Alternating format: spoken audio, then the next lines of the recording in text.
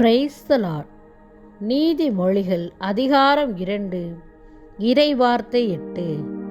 நேர்மையாளரின் பாதைகளை அவர் பாதுகாக்கின்றார், தம் அடியாரின் வழிகளை காவல் செய்கின்றார். ஆம், எங்கள் அன்பு தகப்பனே, இந்த நாளில் கொடுத்த வார்த்தைக்காக கூட உமக்கு நாங்கள் நன்றி செலுத்துகிறோம். நன்றியோடு உம்மை துதிக்கிறோம் அப்பா. நேர்மையாளரின் பாதைகளை அவர் பாதுகாக்கின்றார். நேர்மையாளர்கள் நாம் ஒவ்வொருவரும் நேர்மையோடும் நீதியோடும் நியாயத்தோடும் செயல்படும்போது நம்முடைய வழிகளை அவர் காவல் செய்கிறார், பாதுகாத்து வழிநடத்துகிறார். நாம் எங்கு செல்ல வேண்டும், என்ன செய்ய வேண்டும், நாம் எதை கற்றுக்கொள்ள வேண்டும், நாம் எங்கு போனாலும் அவர் நம்மோடு இருக்கிறார். என் சமூகத்தை உனக்கு முன்பாக அனுப்பி உன்னை பாதுகாப்பேன் என்று சொன்ன அந்த அன்பு இறைவன் நமக்கு ஒவ்வொரு நாளும் துணையாக இருக்கிறார். நம்மளுடைய தேவைகள் வரும்போது, ஏதாவது நேரிடும்போது, ஆபத்துகள் நடக்கும்போது ஆண்டவர் நம்மோடு கூட துணையாக இருக்கிறார். நம்மை ஒவ்வொரு நிமிடமும் பாதுகாத்து கொண்டிருக்கிறார். மாசற்றோருக்கு கேடயமாகவும் இருக்கின்றார்.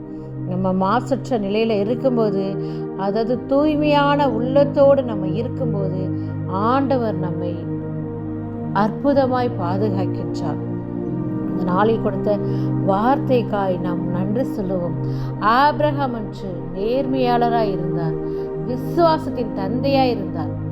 இப்போ பாருங்க, விசுவாசத்தோடு நேர்மையா ஆண்டவரிடத்தில் அவர் செயல்பட்டதுனால அவருக்கு எவ்வளவு பெரிய ஆசீர்வாதத்தை கொடுத்தார்.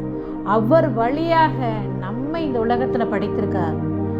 உன்னுடைய வாழ்நாள் எல்லாம் நீ எருசலேம் நல்வாழ்வை காணும்படி செய்வேன்னு சொல்றாரு. நீ தலைமுறை தலைமுறையாய் நீ உன்னை காண செய்வேன்னு சொல்றாரு. அப்போ பாருங்க, எத்தனை வயதுல, 100 வயதுல கூட ஆண்டவர் நினைச்சா ஒரு குழந்தையை கொடுக்க முடியும். அவர் ஆண்டவர் சொல்றாரு, கல்லை கூட நான் மனுஷனை ஒரு குழந்தைய மாற்ற முடியும்னு சொல்றாரு.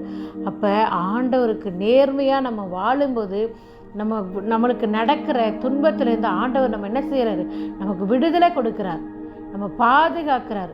இது எதுவுமே நடக்காது, நான் இது யாராலையுமே செய்ய முடியாது, என் வாழ்க்கையில் இப்படியெல்லாம் நடந்துருச்சு அப்படின்னு சொல்லி நம்ம கலக்கமுற்று இருக்கிற நேரத்தில் ஆண்டவர் நினைத்தால் ஒரு நொடி பொழுது கூட நம்ம எல்லாவற்றையும் மாற்றுகிறார். ஆபிரகாமுக்கு கொடுத்த அதே ஆசீர்வாதத்தை இந்த நாளில் ஆண்டவர் நமக்கு தர காத்திருக்கிறார்.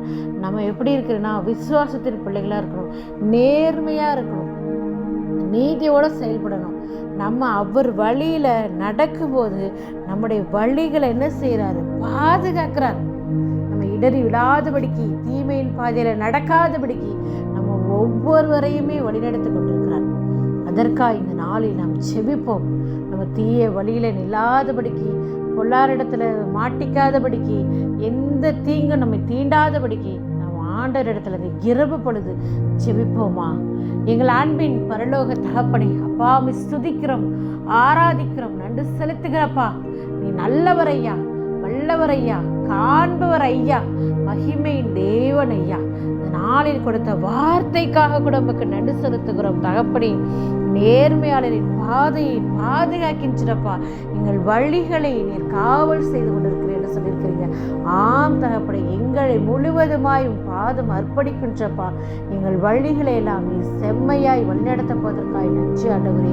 எல்லாவற்றையும் பாதப்படிகள் அர்ப்பணிக்கின்ற தகப்பனே, எங்களுக்கு எது தேவை என்று உமக்கு தெரியும் ஆண்டவரே.